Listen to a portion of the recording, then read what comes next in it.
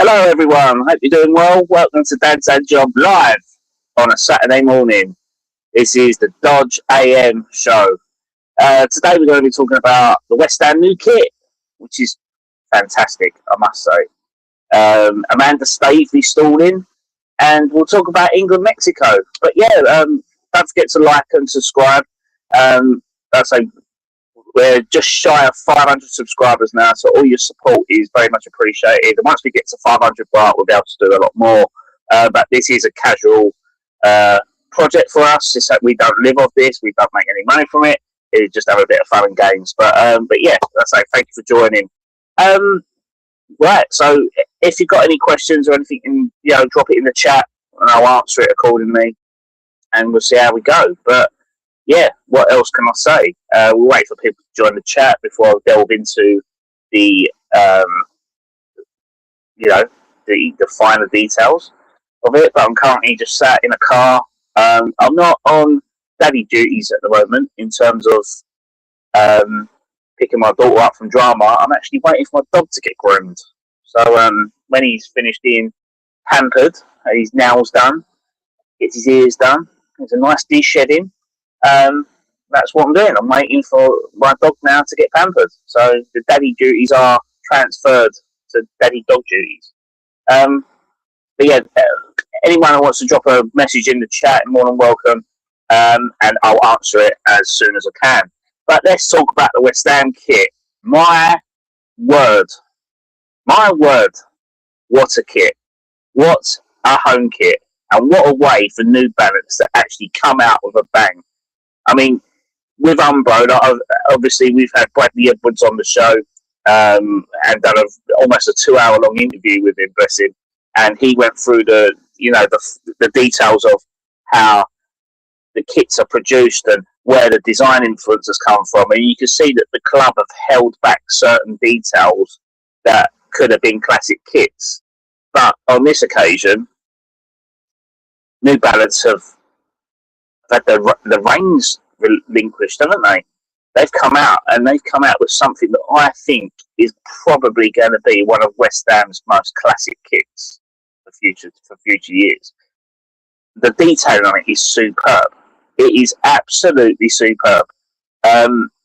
Let's delve into it. So last year's kit, as people are aware, there was some sort of it was a lazy design, to say the least, very lazy, to the point that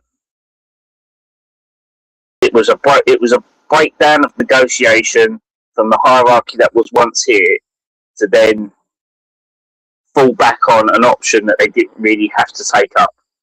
So that's why we got that kit last year, which I thought was probably one of West Ham's worst ever kits, in my opinion.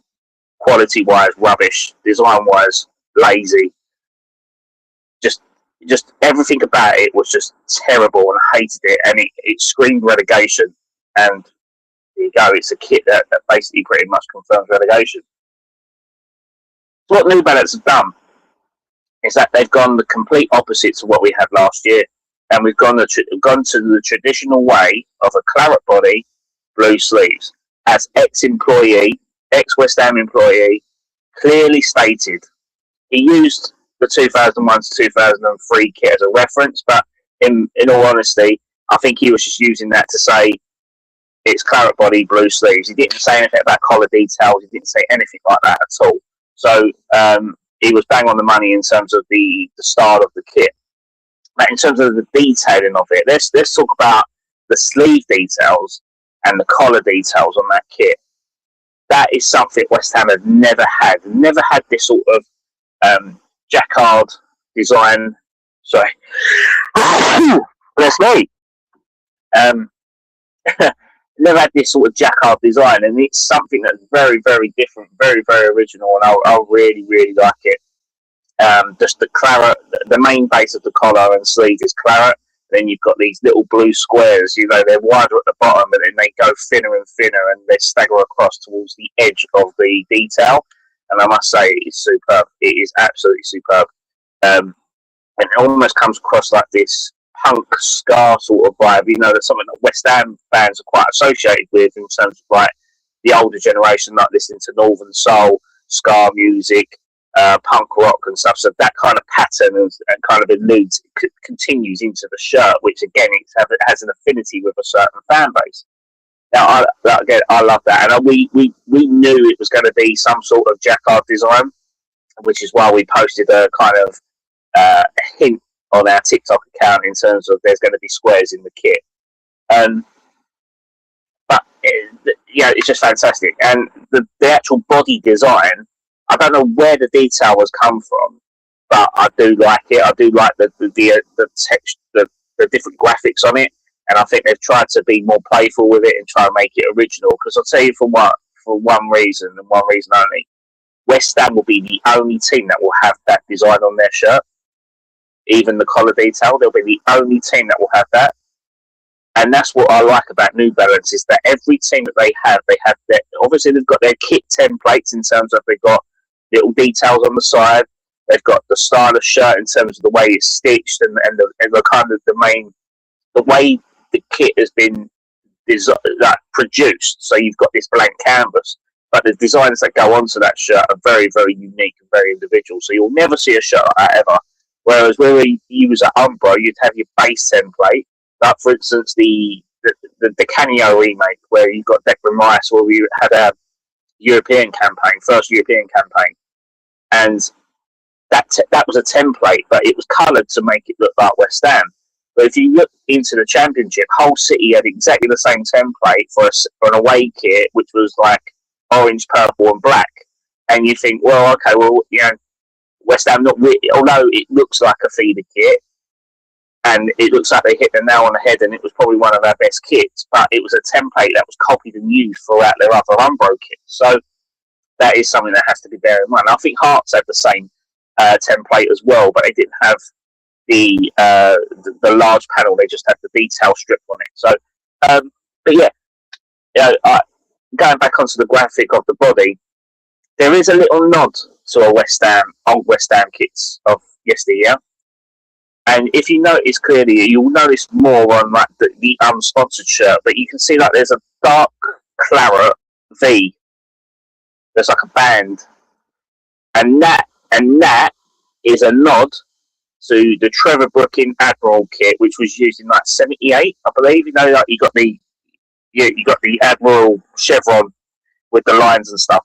But that shape is inspired by that, and also West Ham had that chevron when I believe, I can't remember where it was, but I think the players that sticks in my head is Lanzini, Chicharito, and Arnautovic. They're the ones that had that chevron bit, and it had a little blue bit on the collar. I don't know if anyone can remember that, but again, that design is on that new kit, so you can see that there's a clear definition of that, which I really, really like. So all I've got to say, obviously, white shorts, white socks, plain, no detailing on it whatsoever.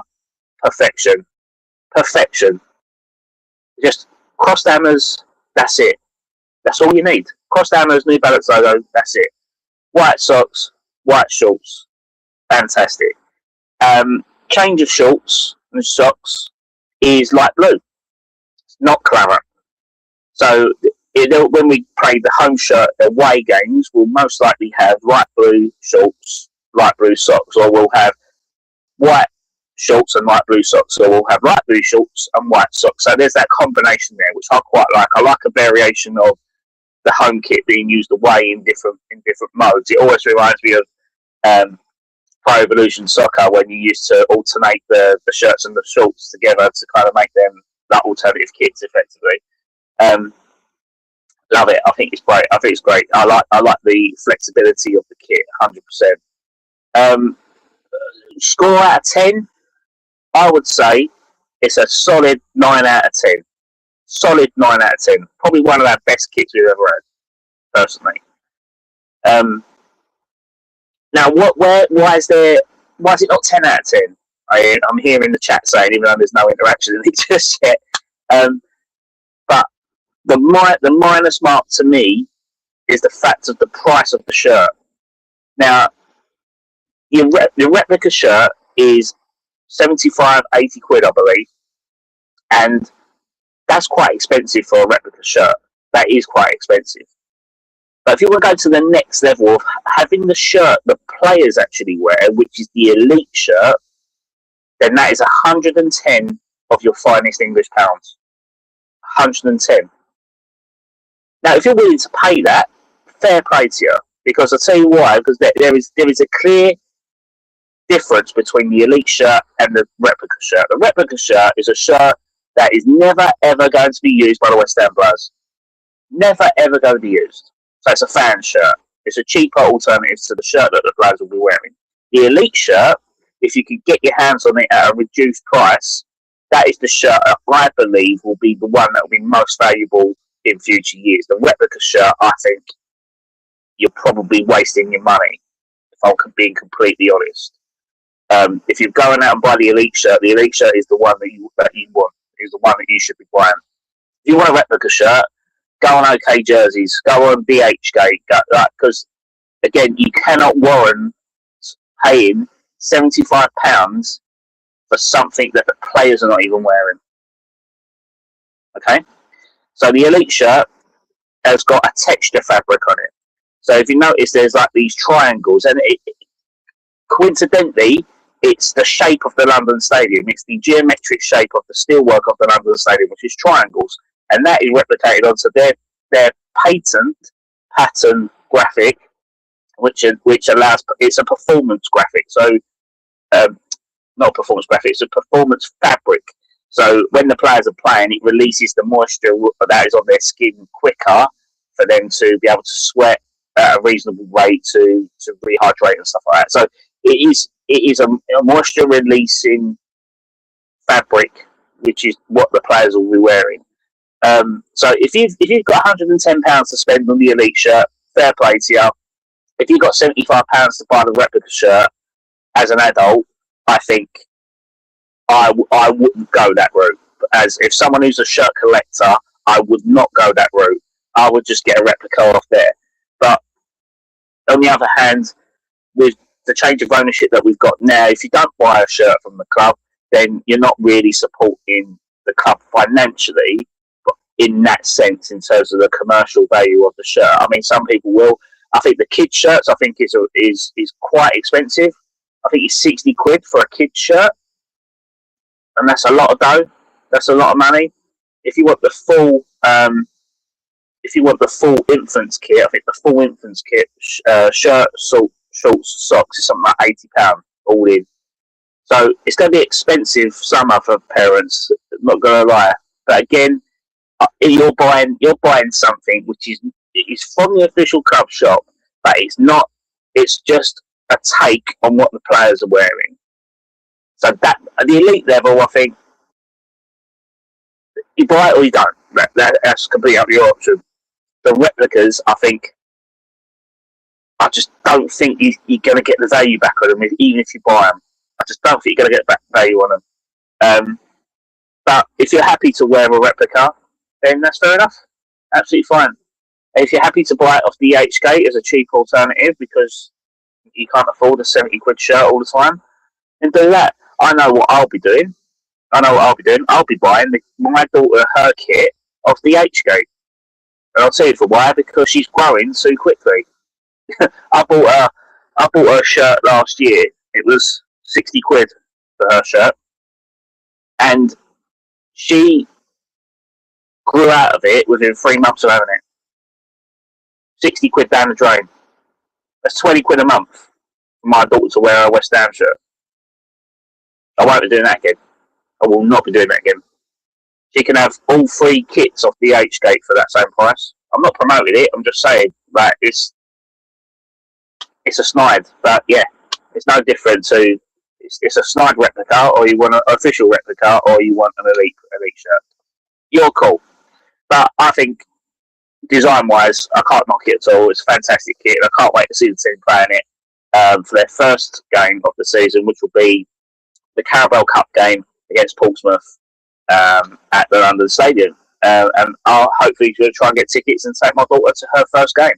So, yeah, that's that. That's the kit. Very happy with that. Very happy. Also, ex-West Ham employee has leaked an exclusive to say that the away kit will be white with claret detailing.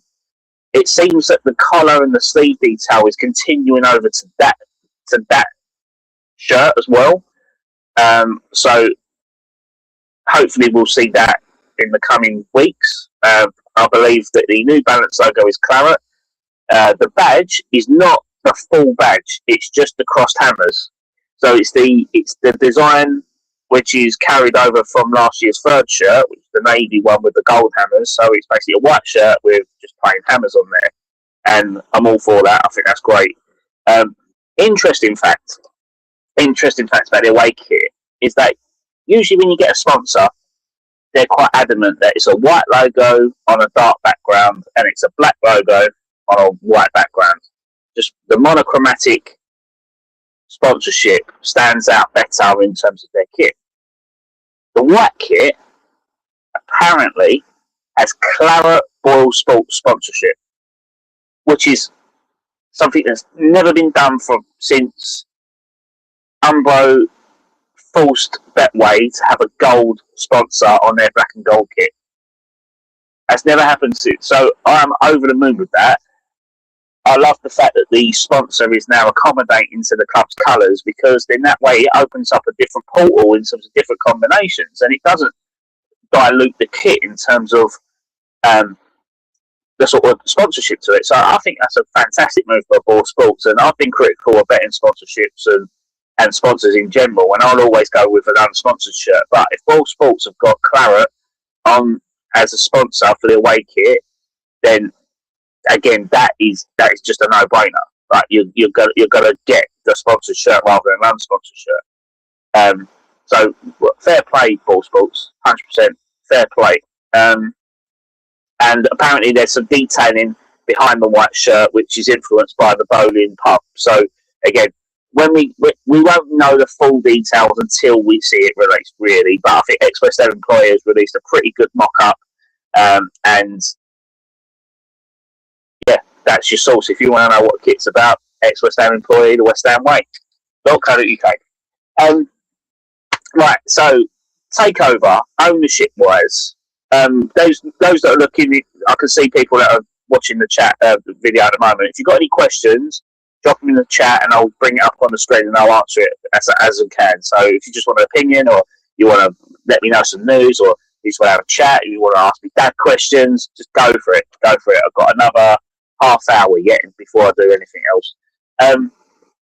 So Amanda Staveley. So it appears that Daniel Kretinsky ownership talk with her. It's just an ownership update from what I understand it. So Daniel Kretinsky has not injected £90 million of his money as a rights issue to liquidate shares in the club. 2 weeks ago, or 2 or 3 weeks ago, Daniel Kretinsky announced that he was buying the Vanessa Gold's stake in the club to make him the majority shareholder of the club with 43%. We've not heard that either since that's gone through. We don't know that. So at the moment, David Sullivan is still the majority shareholder, although he has no decision making because he's resigned from his role. So he's a majority owner that has no say in terms of that. So Daniel Kretinsky, who has the most shares within the chairman structure of the club, he's the one that's calling the shots at the moment. Okay? So Amanda Staveley was due to be buying into the club. Now, from my understanding, is that the only way she's going to be buying shares into the club is off David Sullivan. Now, David Sullivan is not playing ball. This is what I've been told. David Sullivan is, it's my club. I own this amount of shares. I'm entitled to keep it. Whatever happens off the pitch is irrelevant to the club. I shouldn't have resigned from WH Holdings. I should still be making decisions. And now, if he wants his board members to vote him back in to be part of the decision making at the club. But Kretinsky, Vanessa Gold, Trip Smith, and Terry Brown have all said that they're in favour of the Daniel Kretinsky structure rather than the David Sullivan. So David Sullivan is digging his heels in because he can't get voted back into a club the decision making of a club that he owns. So now he's like, well, I'm not selling, and that's that. But there is one way that he can get out, or two ways. Sorry, there's two ways. So Daniel Kretinsky has an option to buy David Gullivan. It's like David Sullivan, David Goldhammer, a love child, that is. David Sullivan's portion of the shares at an agreed fixed rate. But the issue with that is that the fixed rate, there's a discrepancy as to what he actually has to pay in terms of. Sorry, shut the windows, car reversing. In terms of, I lost my train of thought. The car's proper put me off. Right, okay. So David Sullivan and David Kretinsky have an agreement that Kretinsky can compulsory purchase David Sullivan shares at a certain rate. Now, the issue with that is that certain rate reflects a Premier League valuation of the club. But at the moment, they're now a Championship club. So now the valuation of the club has reduced, which is David Sullivan's not necessarily agreeing with. So there has to be, Daniel Kretinsky might have to pay above the odds of the current market value as a Championship club, but less than what a Premier League club is, for David Sullivan to be completely ousted. That's option one. Option two, the independent football regulator comes on board and they force David Sullivan to sell. They find him that he fails the Fit and Proper Persons Act. And with what's been going on recently with his other half, that he's due to be wedded or marry or whatever, there's reports coming out about her which kind of affects David Sullivan's personal life in terms of whether he's a correct person to own the football club. So there's two options. So we're banking on the IFR to force this person, I'm being polite here because it's Saturday morning, out of the club, or Daniel Kretinsky goes, right, okay, David Sullivan, let's agree on a price. It's not going to be Premier League price, but I'll pay you more than what Championship level is.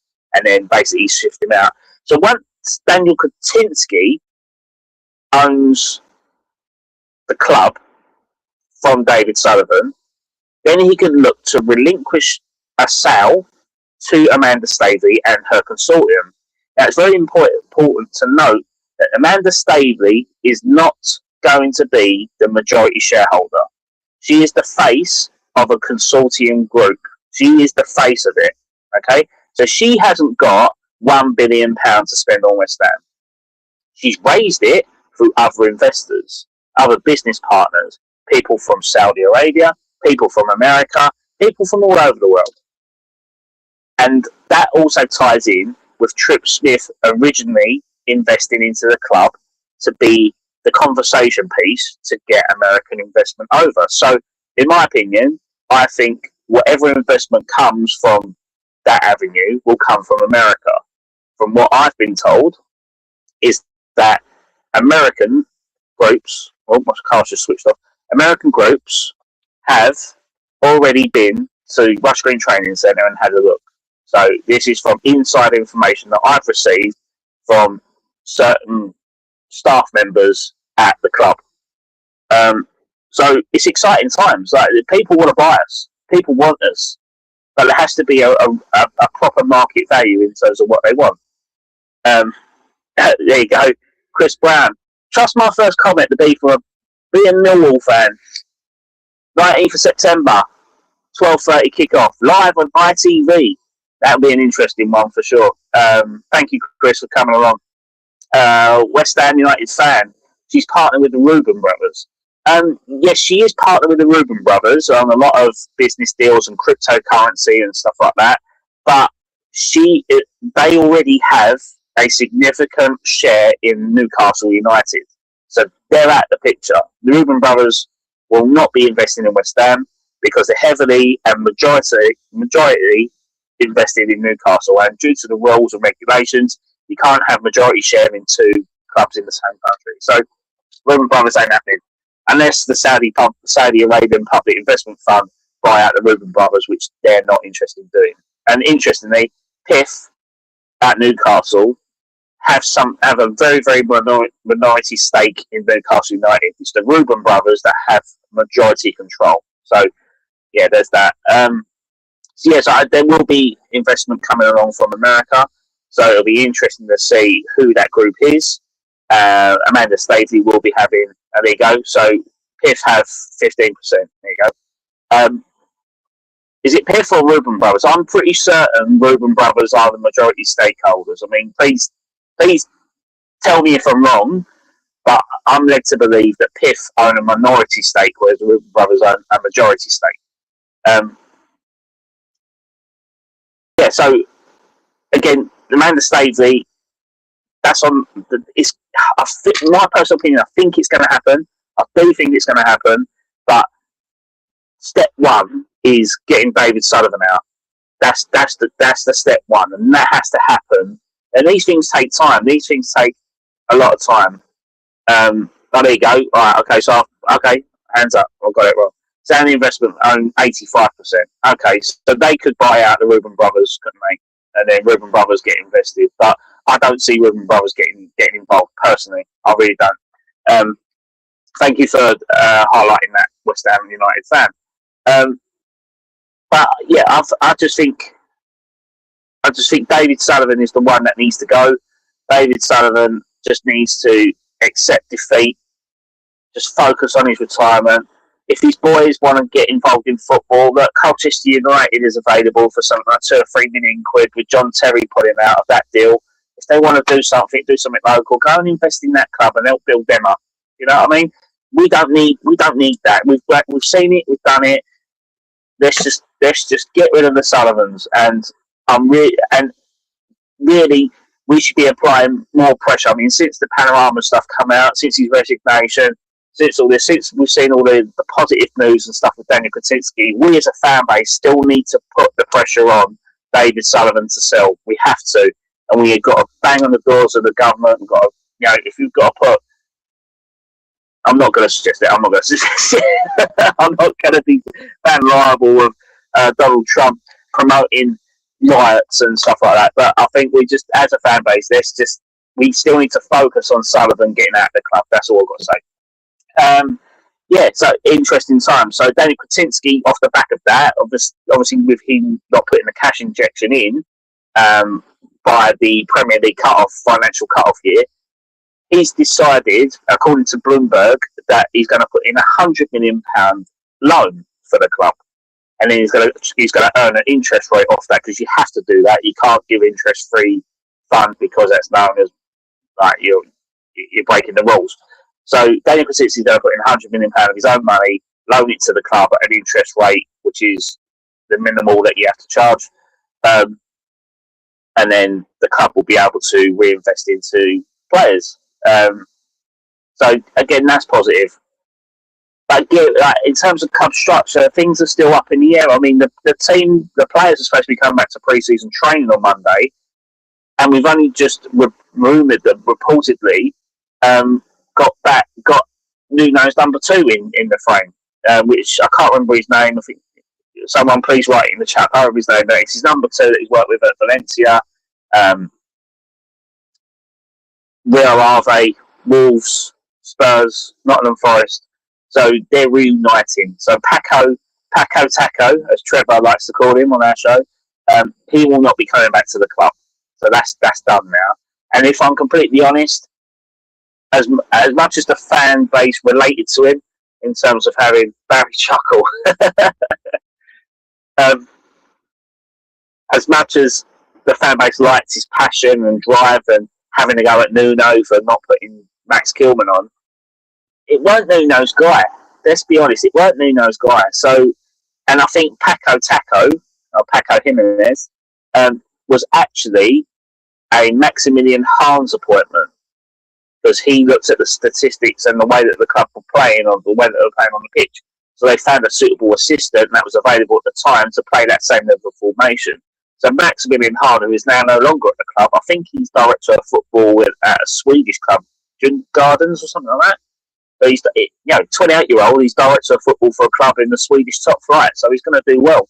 He's going to do really, really well. Maybe he can learn his trade at that level and come back to us one day. But I think by the time he gets up to that level in his mid-30s, I think he'll be very, very hot property in terms of recruitment and analyst world. He won't be coming back to West Ham. It would be nice in the senior level, but it ain't going to happen. He's going to be he's going to be at bigger and more successful clubs than us. Okay, so yeah, I think in terms of the infrastructure, we've still got Niels Coppen to come in. Apparently his work permit got agreed last Friday. I ain't heard no news on that. Apparently we're after the Rangers chief finance officer because Andy Mollett now has resigned, or he's due to be resigned, so he's retiring. And this is all a Karim sort of link. So a lot of Karim has built all these relationships during his time at Rangers, and now he's trying to implement those people to come in and build a structure at the club using these tried and tested people as his acting vice chairman role. So yeah, I think it feels a lot better than what it was last year. It feels like we're starting to build the structure, but with the players returning training on Monday, you kind of have to wonder, well, what players are we going to be signing? I mean, we've already sold Matheus Fernandes for £85 million, again, which I'm not really bothered about. Like, we've made, what, a £36 million profit after, or £41 million profit by sending him to Spurs 10 months after buying him. I think that's great business, really, isn't it? That is fantastic business. And that, as much as a good player he was a 6.5, 7 out of 10 every game, 4 goal contributions. Like, yeah, fine. Good player. Always going to be going to the very top. But I'm happy to sell him. I'm happy to move on because it opens up an area in the team that we can invest in. I mean, you've got Kante that's going to be there. You've got Freddie Potts. You've got Magassa. You've got Souček now that are going to stay. I mean, for a championship midfield, that's good. And we're going to be keeping all those players. And then you've got the fact that we got the opportunity to add Edson Alvarez into that squad after he's had a bit of a tough time in Fenerbahce. It appears that he does want to stay at West Ham. Unless there's a club from South America like Pumas or Club America or someone from the MLS come in and heavily invest in Alvarez, I can't really see him going because I can't really see him going to a European club. Maybe go back to Ajax. Other than that, I can't really see him leaving unless he goes back to like his homeland sort of area. But add Edson Alvarez in CDM role in the Championship.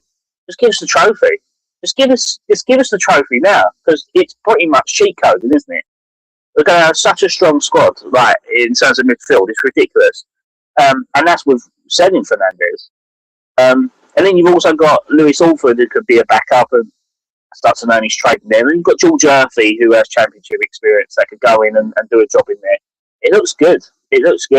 What I'm more concerned about is probably the left-sided wing position, our right back, and centre-half positions. I think they're the areas that we're kind of worried about because I think up top, maybe right wing if we decide to put Bowen in a centre forward role rather than right wing position. But I think that's what I mean. Like, I think having Tati looks like he's going to stay. Pablo looks like he's going to stay. Wilson, I think he'll go back to Brentford. Because he's got he's 6 goals shy of hitting the Premier League 100 club, so he's going to want to play for. He'll go Brentford or Coventry. These 2 old clubs. So then go and get that 100 club record and then retire, whatever. Because he is a good goal scorer. I wasn't keen on him signing originally, but in fairness, when he did play, he did put in a shift, and I think Nuno probably just hung him out to dry because it wasn't his signing effectively. But I think Potter also hang him up to dry as well. So I think Wilson, sadly, I think he's had a tough ordeal at the club. But I'm not fussed if he decides to go. Right, if I'm honest, I think we've got enough quality there without Wilson to score a plethora of goals between Bowen, Tati and Pablo. And you've also got Callum Marshall that can come in, who's familiar with the lower league level and also in Bundesliga, the second tier of Bundesliga. You've also got Josie Jala that can come up and make a statement. But there's, if we're going to look at a striker, I mean, I'll put it on our X post, X account. Aribas from CD Almeria in the second division in Spain. He's been ripping it up, statistically one of the best strikers in that league. And his valuation is probably what we're willing to pay as well. So I think he could be a good signing. Don Ballard at Leyton Orient. Leyton Orient, what, £5 million for a striker that had 40 goal contributions in League One. Isn't that a no-brainer? English, young, he's 21 years old, played for the England youth team, contributed to over 40 goals in his first season. He shouldn't be playing at that level, really. And I think West Ham would be mad not to put £5 million in him. That's just my opinion. I think he'll be good. I think he'll be a good player for us. Yeah. Left wing wise, that I'm concerned. But we've got Kevin Le Madrid in. I really don't know what to think about him. If I'm honest, I think we bought him for £1 million after a loan. If we sell him for £2 million, which is doable, I think again that could happen. Or even loan him out and get £500,000 back in loan fee or whatever. But yeah, the left wing kind of worries me a lot, as well as the centre half position, because we've got Mavropanos and Kilman at the moment. Todibo is off. I couldn't care less. I'll let him go for free. I think he's terrible attitude, terrible player. Ariola will go. There's no way he's going to stay around on his wages. 120 grand, even cut to half 60 grand in the Championship is a lot of dough for a player to sit on the bench when you've got Hermadsen there. Again, that's my opinion. What do you think? Who do you think West Ham should be looking to target as a left wing option? I think a left wing option, if we're going to go for anyone, I would like to see Tom Watson at Brighton. He's the player that was the Sunderland youth player that scored in the final for Sunderland to get them promoted in the playoffs. And then he already had a pre-agreement to go to Brighton and Hove Albion on a permanent. So his last act as a Sunderland local boy was to get his local club up into the Premier League, which I think is a fantastic story. But as he went to Brighton, he's not, because of the level of quality they've got in their senior team, he's been unable to break into that team. He's been playing development football. And me personally, I think he's a wasted talent. He's too good to be in that position. And he ripped the Championship up when he was playing for Sunderland there. So I would go, you know what? Let's just put in a nice bid for him. He's an England under-20s player. He's got the opportunity to play for England under-21s as well. I think he could be a good signing that we could have on the left-hand side that we could build from, and he could actually be like a Cresswell sort of signing, if you know what I mean, but into that being more forward. And then, yeah, I think Tom Watson, I think, realistically ticks the boxes for me. People saying they want Iran Kunda, again, great player. There's other players that are sort of like getting from the French league, which is fine, but I think sometimes you just got to stay closer to home for someone that's been proven in that position in the league that you're going to be playing in. And I think that's kind of a worry-free, set and forget sort of signing. It could almost have, if I had to relate to it, to a certain signing like that calibre, I would go back as far as when we first signed Matty Everington. And you think of what we built with him, and let's see how he grew and how influential he was in our squad, and a lot of our play come from him. I think Tom Watson could be the modern day Matty Everington. There you go. I've said it now. Tom Watson. Hi Paul, cousin Paul. How you doing, mate? Wife and family and the kids are all doing good, mate. Why don't West Ham sign someone from Japan or South Korea? Yeah, so an Asian market is always good, isn't it? The Asian market's always got full of talent, a lot of technical, very, very good technical players. But I think what they lack is physicality, and I think with the English league, it is very, very physical. That's why you can see a lot of Japanese and South Koreans get away with playing football in like Germany, because it is more of a technical league. It suits their style of play. For me, if we stayed up, I would have gone all out to buy Suzuki, and I said that when around the time we were going to get Hermadsen, and I think Aaron Ramsdale was linked as well. And I said we should go out and get Suzuki from Parma, because I think he would have been one. It breaks the market in the Japan area. It breaks the market in North America because he is born in America. but to Japanese and Ghanaian parents.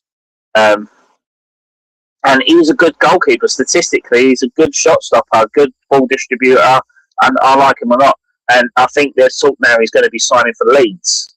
So Leeds will have a fantastic keeper on their hands if they get him. And if they get him, you can watch their market grow in Asia because he is Japan's number one.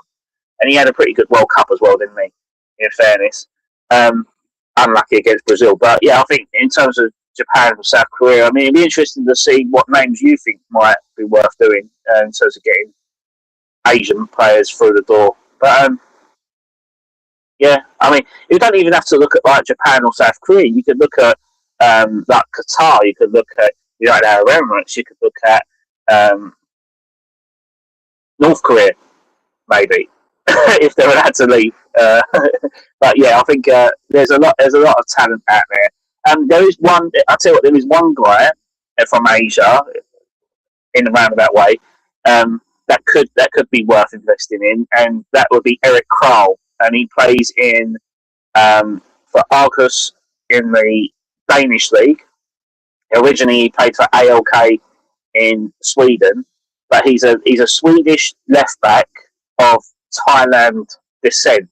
So he played for youth level at Sweden, but I think his brother plays for Thailand, and I think there's this kind of is he or won't he play for Sweden? So he could be someone that could tackle in the Asian market through via Thailand. But Erik Král is someone I would keep an eye on as a left-sided defender. Yeah, I quite like it. Baljuno and Sato from QPR. I think we're better than that, if I'm honest. No disrespect to him, but I do think we're better than that. But yeah, okay, right. So England, Mexico. Is it a 1 o'clock kickoff? Is it 7 o'clock kickoff? Is it 1 o'clock kickoff?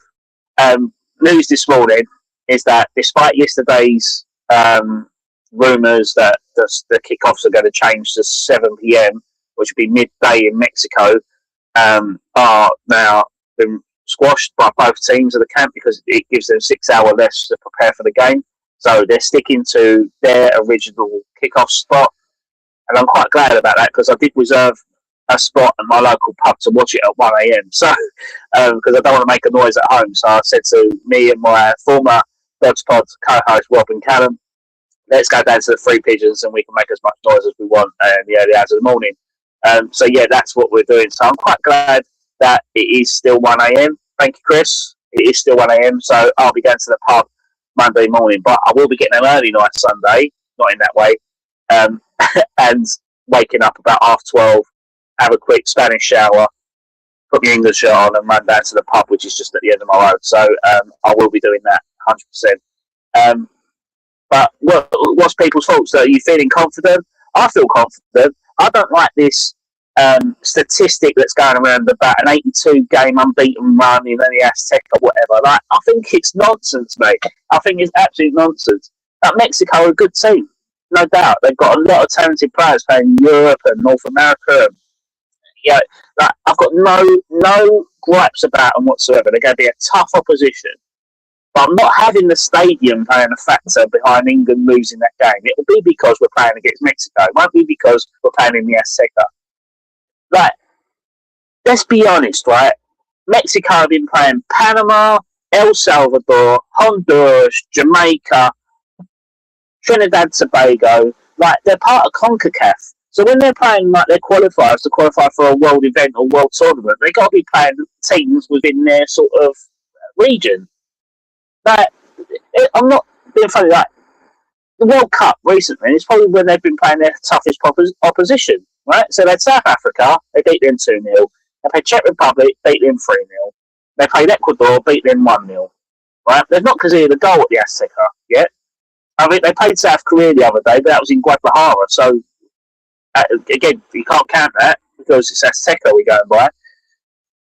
But I think it's just an unnecessary stat and unnecessary fear factor that's been put in by the media to say if England lose, they go, well, they did play a team that had an 82-game unbeaten run at the Azteca. Rubbish. We're what in the top 5 of FIFA rankings in the world. We should be beating Mexico. I think Mexico, 14th, 13th, 14th in the world rankings. Don't hold me to that, but I'm sure West Ham United fan will correct me. But I'm just not having it.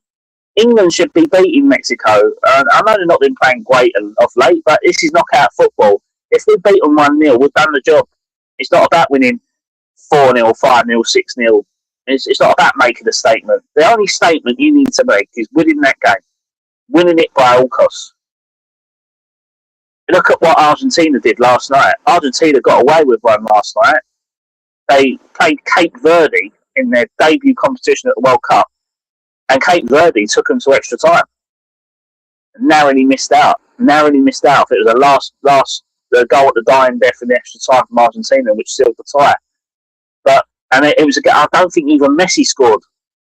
So that kind of gives me confidence into the latter stages now, that if someone like Cape Verde can hold Argentina till 120 minutes in a game, then I would say that England are, and could do that also. But we've got to get through Mexico first. And Mexico, I think another part of the reason why they didn't opt for the 7 p.m. kickoff is that although they're struggling in the altitude anyway, or that will be a factor, it will be blazing hot midday, which is the hottest point ever, right? So I think because it's a later kickoff, then the air's cooler, then I think that'll be fine. But also, what's your thoughts on England being given the thumbs up to have Viagra tablets to deal with the fatigue and altitude levels in Mexico? I mean, I never knew that was a thing. I never knew that was a thing. That reminds me of a story when I took Viagra. I took it once and I got it. I struggled swallowing it, and got stuck in my neck. So I had a stiff neck for ages. Boom. Anyway, that joke's over. It's time for hydration break.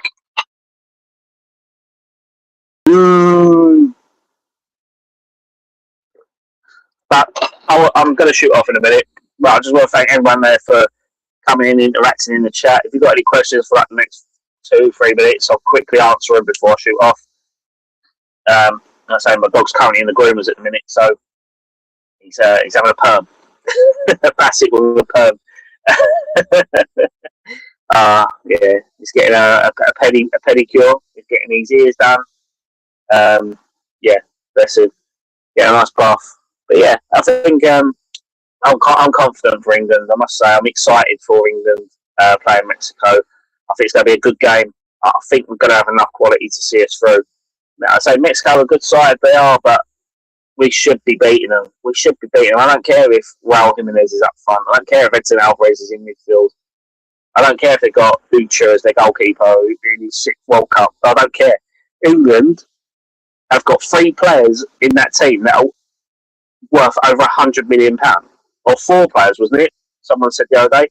Harry Kane, when he went to Bayern Munich. Jude Bellingham, when he went to Real Madrid. Declan Rice, when he went to Arsenal. And there you've got Elliot Anderson, who's just gone to Man City. You think that's almost like £450 million in 4 players. We should be beating Mexico. But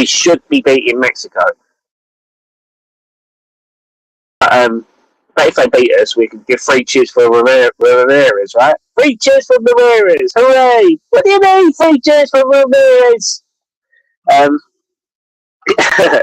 Mike Bassett in reference there. One of the best pre films to watch pre-World Cup. It is fantastic. I love it. I watch it every year. And Mark, our co-host, he watches it like me every England tournament. Yeah, he's fine. But anyway, I'm off. Thank you for joining, and let's hope England get the result so we can qualify to the quarterfinals and have a pretty good tie between Brazil or Norway. And if I'm going to be completely honest, I'd rather be playing Brazil right now rather than Norway. Yeah, I'd rather be playing Brazil than Norway. So I hope that they shit ass their way through a result, and I hope that England do the job. So hopefully Brazil quarters, maybe Argentina in the semis, and then France in the final, probably potentially. If it's Portugal in the final, then the Simpsons conspiracy theory holds, doesn't it? Anyway, see you later on. See you soon. Take care. All the best. Come on, you irons. And don't forget to like and subscribe. Come on, England.